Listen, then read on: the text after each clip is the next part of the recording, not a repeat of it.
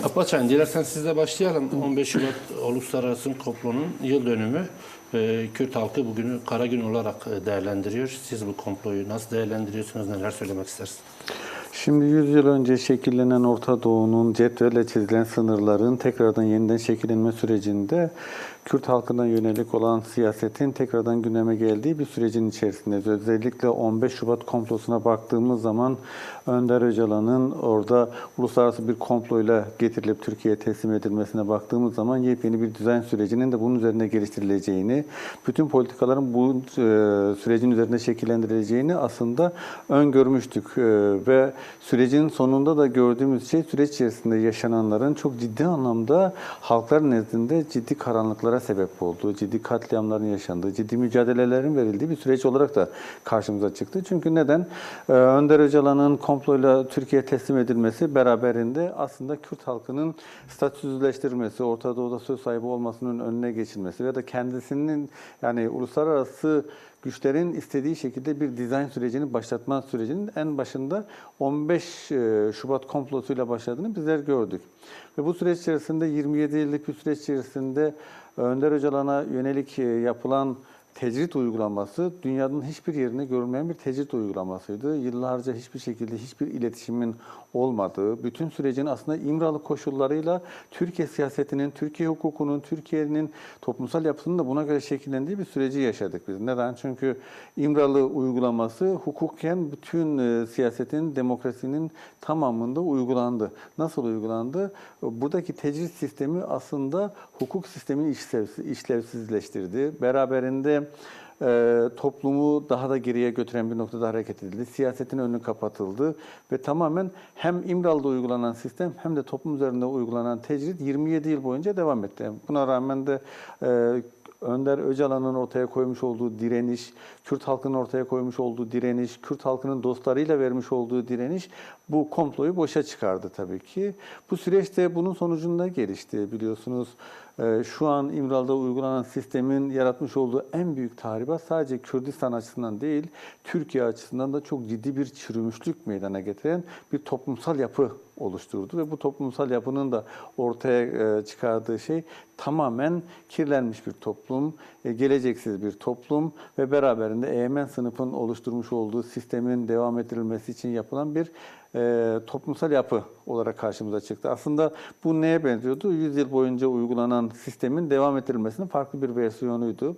Önünde herhangi bir muhalif yapının ortaya çıkmasının önüne geçmek için bu komployla birlikte Orta Doğu'yu yeniden dizayn etme süreci olarak karşımıza çıktı. Tabii ki bu süreç ortaya çıkarıldığı zaman bu sürecin getirisi ne olacaktı? Kapitalist modernitenin Orta Doğu'yu şekillendirirken gene hiçbir şeyi değiştirmeden kendi krizlerini çözebileceği bir süreç olarak önümüze kondu. Fakat bunun karşısında Önder Öcalan'ın İmralı tecrit sistemi içerisinde vermiş olduğu çok büyük bir mücadele oldu. Tabii ki onun fikriyatının, savunucularının da Orta Doğu'da çok ciddi mücadeleler verdiği, çok ciddi direnişler gerçekleştirdiği bir süreci yaşadık.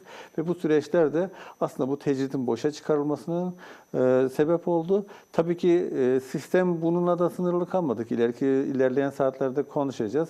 Bu tecrit sisteminin, çürümüş toplumsal yapının kendine göre dizayn şekillendirmesinin farklı versiyonları olarak karşımıza çıktı. Apaçan, peki bu komployla amaçlanan neydi? Uluslararası güçler ne hedeflendi? Şimdi 15 Şubat komplosuyla hedeflenen şey yeniden dizayn edilen Orta Doğu'da tekrardan gene aynı şekilde kendi dizayn ettikleri şekilde ülkeleri yönetmekti. Ve bunları yönetirken de aslında sömürü düzenine devam ettirmekti. Şimdi biz burada baktığımız zaman sadece Kürtler değil, bütün Orta Doğu halkları için bir esaret, bir köleleştirme sistemi olduğunu bizler görüyoruz. Özellikle birbirine karşıtlaştırılan toplumların ortaya çıkarabileceği kaostan yararlanan bir kapitalist modernite sisteminin krizde çıkma yöntemi olarak görmek gerekiyor aslında. Şimdi Orta Doğu'yu sürekli bir pazar halinde gören, insanların, toplumların yaşadığı bir yer olarak görmeyen uluslararası mekanizmaların, uluslararası güçlerin, sermaye sınıfının tekrardan aynı yapı içerisinde burada yaşayan toplulukları tamamen çürütme üzerine kurgulanmış bir sistemdi. Şimdi bu sistemin karşısında bir yapı ortaya çıkıyor, yeni bir paradigma ortaya çıkıyor. Önder Öcalan'ın ortaya koymuş olduğu demokratik toplum, demokratik ulustan bahsediliyor. Ulusların kendi kaderini tayin etmekten de bir arada yaşamanın daha verimli olabileceğini. Çünkü bir arada yaşadığı zaman birbirine tahammül eden topluluklar ortaya çıkacaktır. Toplumlar ortaya çıkacaktır. Bu da kapitalist sistemin hiç de kabul edemeyeceği, benimsemeyeceği durumlardı. Şimdi biz baktığımız zaman uluslararası güçlerin neden böyle bir komploya ihtiyaç duyduğunu aslında açıklayan bir cümledir bu. Çünkü toplumların kendisini ifade ettiği, birbirine tahammül ettiği bir yerde, kaosun olmadığı bir yerde kapitalizm yaşamaz. Çünkü kaosla beslenen bir sistemdir ve tamamen sermaye üzerine kurulmuş olan bir sistemdir. Şimdi özellikle Kürt Halk Önderi Sayın Öcalan'ın ortaya koymuş olduğu paradigmaya baktığımız zaman Orta Doğu'daki sınırların artık işlevsiz kalması gerektiğini, çünkü bu sınırların zaten cetvellerle çizildiği ve beraberinde de toplumları karşıtlaştırmanın dışında başka bir anlam ifade etmediğini gören bir noktada hareket edildi. Bir de alternatif sunuldu. Şimdi iki kutuplu dünyaya baktığımız zaman aslında real sosyalizmin de kapitalist sistemin de birbirini besleyen bir noktada hareket ettiğini ve birbirini destekleyen noktaya geldiği zamanlar da oldu. Bunun alternatifi demokratik toplum, demokratik ulustan bahsedip ve tahammül eden toplumsal yapıların değişim ve dönüşümü doğayla, evrenle daha barışık bir sistemde geliştirdiğini gördük. Şimdi toplumlara baktığımız zaman son süreçte biraz bahsedildi. İşte son süreçte karşımıza çıkan şey nedir? Sürekli saldırı altında bulunan bir paradigmadan bahsediliyor. Çünkü alternatif bir paradigmanın saldırı altında kalmaması mümkün değildir. Şimdi baktığımız zaman özellikle stüdyolarda oluşturulan senaryoların bir anda devreye girmesi, beraberinde laboratuvar virüsü gibi ortaya çıkıp şu anda bütün toplumu zehirlemeye çalışması, toplumların aslında birbirine tahammül eden, birbirleriyle yaşamasını bilen bir noktaya evrildiği bir yerde bu tür karşıtlaştırmalarla, ilkel bir milliyetçilik anlayışını ortaya koymalarıyla aslında nasıl bir toplum tahayyül ettikleri ortaya çıkıyor. Şimdi baktığımız zaman uluslararası komplonun ortaya çıkardığı sonuç nedir? Az önce de söyledik. Çürümüş bir toplumsal yapı. Nasıl bir toplumsal yapı? Beraberinde uyuşturucuya teslim olmuş, geleceği olmayan, gençliğiyle barışık olmayan, toplumsal anlamda barışık olmayan, birbiriyle barışık olmayan, sürekli çatışma ve kaos içerisinde yaşayan bir topluluktan bahsediliyor. Uluslararası komplonun yapmış olduğu şeylerden bir tanesi budur. Peki bu komplo başarıya ulaştı mı yoksa direnişle boşa mı çıkarıldı? Bu komplo başarıya ulaşmadı. Neden başarıya ulaşmadı? Birincisi 27 yıl boyunca İmralı Adası'nda Önder Öcalan'ın ortaya koymuş olduğu bir direniş ve beraberinde ortaya koymuş olduğu paradigmayla kendini var eden bir toplumsal yapının ve direniş kültürünün aslında komployu boşa çıkardığını gördük. Çünkü bu komplonun aslında toplumu ne hale getirmek istediğini en iyi şekilde direnişi gösteren Kürt halkı, beraberinde dostları da ortaya koymuş oldu. Abbas Şahin, Abdullah Öcalan neden tüm dünyanın hedefi oldu? Çünkü kapitalist moderniteye karşı ortaya koyduğu paradigmanın bunda nasıl etkisi oldu? Şimdi biliyorsunuz dünya iki kutuplu dünyadan tek kutuplu dünyaya dönüştü. Alternatifsiz olduğu düşünüldüğü bir andan itibaren Sayın Öcalan'ın ortaya koymuş olduğu paradigma alternatif olarak ortaya çıktı ve bütün dünyada tartışılmaya başladı. Sadece Kürdistan'da değil, bütün dünyanın her yerinde üniversitelerde tartışıldı, toplumsal yapılar içerisinde tartışıldı ve tartışılmaya devam ediyor. Aynı zamanda siyaset içerisinde de tartışılıyor ve tartışılmaya da devam ediyor. Şimdi alternatifin olduğu bir yerde mutlaka saldırılarla da karşı karşıya kalınacaktır yani. Çünkü siz tamamen her şeyi kendi hegemonyanız altına aldığınızı düşündüğünüz andan itibaren alternatif bir yapı karşınıza çıkıyor ve bu alternatif yapının da dayanakları var. Toplumda bir karşılığı var. Gerçek anlamda bir değişim dönüşümü içerdiğinden kaynaklı olarak bir saldırıyla karşı karşıya kalındı. Şimdi baktığımız zaman 15 Şubat komplosuna baktığımız zaman özellikle ülkelerin ortaya koymuş olduğu bu komplo durumu aynısı 6 Ocak'ta da karşımıza çıktı. Aynı masa tekrardan kuruldu. Çünkü artık o paradigma ete kemiğe bürünmeye başladığı bir yerde, Rojava'da, işte Kuzeydoğu Suriye'de ve Orta Doğu'da yepyeni bir yaşamı ortaya koyduğu için çok ciddi anlamda bir saldırıyla karşı karşıya kaldı. Şimdi demokratik bir toplumdan bahsettiğimiz zaman demokratik toplumun ortaya çıkarabileceği değişim ve dönüşümün nasıl bir dünyaya karşılık geldiğini aslında herkes görmeye başladı. hep bahsediyoruz işte tahammül eden ve birbirini kabullenen toplumsal yapıların kaostan uzak, kandan, gözyaşından uzak bir yepyeni bir dünyanın tasarımını ortaya çıkarıyor. Yepyeni bir dünyanın yaşamsallığını ortaya çıkarıyor. Şimdi kapitalist moderniteye baktığımız zaman bunlar tamamen ters olan şeylerdir. Evet, kendi bölgelerinde, kendi ülkelerinde göstermelik olarak hukuk sistemini geliştirebilirler ama sömürü düzeni içerisindeki hukuk sistemini hiçbir şekilde kabullenmezler. Neden? Çünkü biz bunu 100 yıl önce de gördük. Uluslararası sözleşmelerin, kurumların işlevlerini yitirdiği bir süreç içerisinde yeni dünya düzeni kurulurken bu yeni dünya düzenini nasıl kuracaklar? Hukuksuzluk içerisinde kuracaklar ve yok etme üzerine kurgulayacaklar. Hakları alma üzerine kurgulayacaklar. Şimdi biz baktığımız zaman demokratik toplum ve demokratik ulusa baktığımız zaman bambaşka bir yaşam sunuyor bize. Gerçekten de tahammül edildiği zaman sadece uluslararası hukuk boyutuyla değil, toplumsal bir uzlaşıyla meydana geldiğini görüyoruz biz bunu.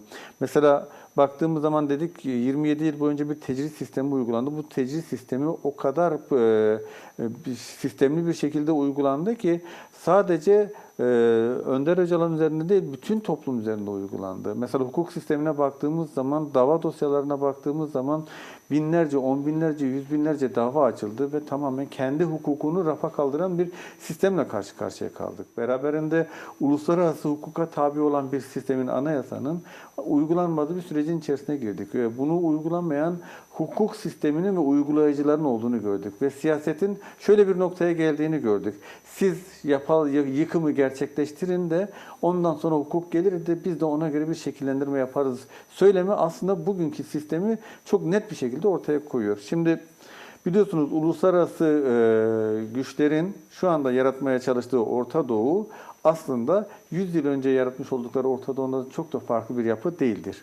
Şimdi Kürt halkını statüsüzleştirerek aslında 4 devlet üzerinde tamamen çatışma ve yok etme üzerine kurgulanmış ve 4 devletin de Kürt halkı üzerinde yaratmış olduğu tahribatlarla kendini var eden bir yapı vardı.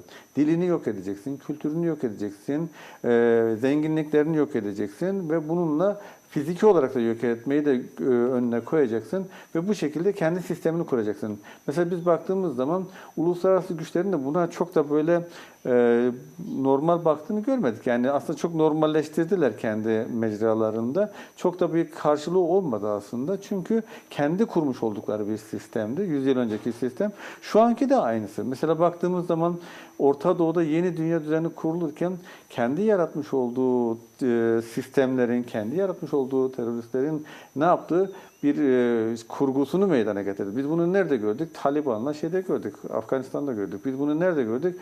Rojava'da HTŞ ile gördük. Mesela baktığımız zaman yani bir laboratuvar ortamında oluşturulan grupların nasıl da aslında Orta Doğu'yu kana gözyaşına boğan grupların nasıl da Birleşmiş Milletler nezdinde nasıl meşrulaştırıldığını da gördük. Aslında uluslararası hukukta, evrensel hukukta, demokraside, insan haklarında bunların yeri yoktur. Kafa kesen insanların şu anda Birleşmiş Milletler'de temsil edilmesi çok da kabul görülen bir şey değildir. Ama kendi hukuk sistemini dahi uygulamayan bir uluslararası sistemden aslında çok da farklı bir şey beklememek gerekiyor. Ki bunun yanında aslında bunun karşısındaki en büyük şey de direniştir, örgütlenmedir ve bu direnişi de doğru noktada yapmaktır. Mesela Orta Doğu'da yeni bir yaşamın filizlendiğini gördük. Kaosun olduğu bir yerde kadın kurtuluş ideolojisinin, özgürlüğünün kendisini var ettiği, beraberinde toplumu değiştirip dönüştürdüğü bir süreci de gördük. Tabii ki böylesi bir yapı uluslararası siyaset tarafından kabul görmüyor. Her ne kadar kendi yasalarında insan haklarında bahsedilse de o insan haklarının uygulanması sadece kendi resmi sınırlar içerisinde geçerli olduğunu, farklı toplumlar için geçerli olmadığını gördük. Ancak Önder Öcalan'ın ortaya koymuş olduğu paradigmaya baktığımız zaman bütün dünya halkları için bambaşka bir yaşamdan bahsettiğini, bambaşka bir yaşamın olduğunu gördük. İşte tam da bunun için uluslararası camiada çok fazla tartışıldı, çok fazla toplumların içerisine girdi. Üniversitelerde tartışılmaya başladı demokratik toplumda. Mesela Türkiye'de de bir süreç yaşanıyor. Türkiye'de yaşanan sürece baktığımız zaman, barış ve demokratik toplum inşasına baktığımız zaman, evet sistemler karşı çıkıyor ama demokratik toplumun oluşturulması noktasında engel olmadığını görüyoruz. Neden? Toplumlar nezdinde herhangi bir problem yok. Evet, toplumlar birbirini kabulleniyor. Fakat bu sistemi devam ettirmeye çalışan rejimlerin, güçlerin bundan rahatsız olduğu ortaya çıkıyor. Türkiye'de Türk halkı ile Kürt halkının 1000 yıllık bir ilişkisinin yeniden tesis edildiği bir sürecin içerisine girdiğimiz zaman milliyetçi hezeyanları sürekli gündeme taşımaya çalışan, özellikle sosyal medya üzerinden bunu gerçekleştirmeye çalışanların aslında toplumu nasıl bir kaosa sürüklediklerini de görmek gerekiyor. Çok da uzağa gitmemek lazım. 100 yıl boyunca Orta Doğu'daki kana, gözyaşına, kaosa baktığımız zaman eğer bu toplumsal yapının değişmediği bir durumda nelerle karşılaşabileceğimizi, bunun kat ve kat fazlasını da karşılaşacağımız görmemiz gerekiyor. Mesela biz bunu en son nerede gördük? Biz bunu Suriye'de gördük. IŞİD artığı yapıların nasıl harekete geçirildiğini, insan haklarının hiçbir şekilde anlam ifade etmediği bir süreci yaşadık. Hukuksuzlukları gördük. Beraberinde insanların nasıl cenazelerinin 3. 4. kattan atıldığını, aslında orada yaşananlara baktığımız zaman zihniyetin nasıl da kendisini var etmeye çalıştığını gördük bizler. Ve bu zihniyeti siz Birleşmiş Milletler'de gündeme getirirken şunu da görmeniz gerekiyordu. İleriki süreçte bunlar tekrardan sizin karşınıza çıkacak ama onlar için kullanışlı bir argüman olabilir. Ama bu toplumun geleceği için, demokratik toplum için örgütlü bir toplum olması gerekiyor. İnsan haklarının gerçek anlamda uygulandığı, evrensel hukukun ve hukuk sisteminin de değişip dönüşüp gerçek anlamda özgürlükleri ortaya koyabilen toplumsal yapının olması gerektiğini görmek gerekiyor ki bu da tam da demokratik toplum ve bu paradigmada var olan bir yapıdır. Abbas Şahin, tam bu noktadan devam etmek istiyorum. Barış ve demokratik toplum sürecinde Kürt halkınları Abdullah Öcalan'ın rolü, etkisi ve gücü var. Zaten Mazlum Dinç biraz izah etti. Yani fiziki özgürlüğü bu sürece nasıl bir etki yaratır? Şimdi şöyle, değişim, dönüşüm ve barış ve demokratik toplumun mimarı Sayın Öcalan'dır. Sayın Öcalan'ın özgür olduğu bir koşulda yapacaklarıyla fiziki anlamda özgürlüğünün kısıtlandığı bir ortamda yapacaklar arasında tabii ki çok büyük farklar olacaktır. Bu kısıtlı ortamda dahi biliyorsunuz Rojava'da yaşananlara baktığımız zaman çok ciddi anlamda bir katliamın önüne geçtiğini, aslında Arap-Kürt çatışmasının önüne geçtiğini, beraberinde Türk-Kürt çatışmasının önüne de geçtiğini de görmek gerekiyor. Fiziki özgürlüğü olan ve barış ve demokrasi sürecinin baş mimarı olan Kürt Halk Önderi Sayın Öcalan'ın fiziken özgür koşullarda çalışıyor olması beraberinde aslında 27 yıl boyunca uygulanan tecritin hukuk üzerindeki tecritin de kaldırması demektir. Toplum üzerindeki tecritin de kaldırılması demektir. Ve beraberinde yepyeni bir toplumun da ortaya çıkması demektir. Yani onun için Sayın Öcalan'ın fiziki özgürlüğünün öyle çok sıradan bir şey olmadığını, bir özgürlük sorunu olduğu, bir toplumsal özgürlük sorunu olduğunu görmek gerekiyor. Şu anda bu koşullarda dahi Türkiye'deki gündemi değiştiren, Türkiye'deki toplumsal yapıya can suyu olan, evet, özgürlüklere can suyu olan bir sürecin mimarının özgür koşullarda çalışması beraberinde çok büyük bir değişim ve dönüşüm anlamına geliyor.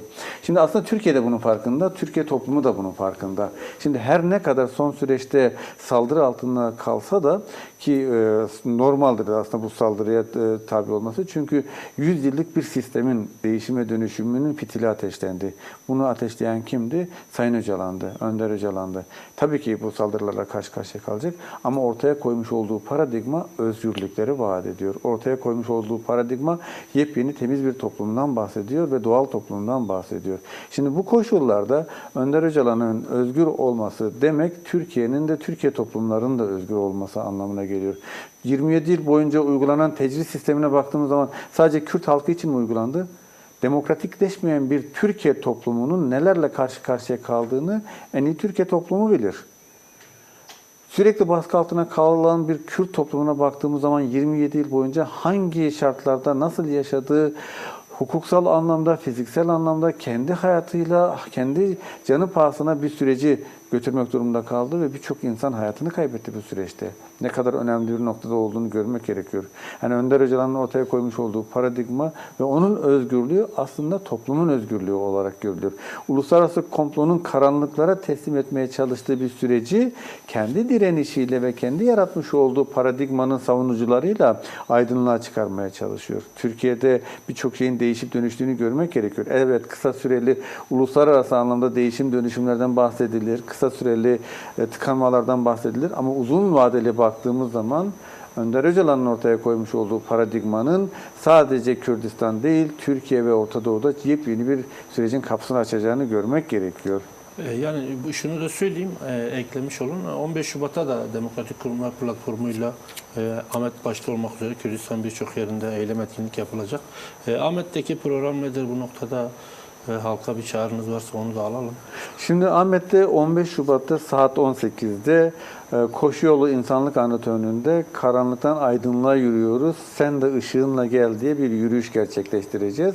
Ve aslında karanlıkların nasıl aydınlığa dönüştüğünü, Önder Öcalan'ın ortaya koymuş olduğu direnişle olduğunu ve bunun bir parçası olarak da bizlerin de bunu gerçekleştireceğimizi söylüyoruz. Yani 15 Şubat saat 18'de koşu yolu insanlık anıtı önünde başlayıp Ofis İstasyon Caddesi'ne kadar sürecek olan bir yürüyüş planımız var ve bu yürüyüşe bütün Ahmet halkını davet ediyoruz. Şu şiarla çağırıyoruz. Diyoruz ki karanlığa ışık ol, karanlıkta bir ışık da sen ol diyerekten bütün halkımızı 15 Şubat saat 18'de koşu yolu insanlık anıtı önüne bekliyoruz.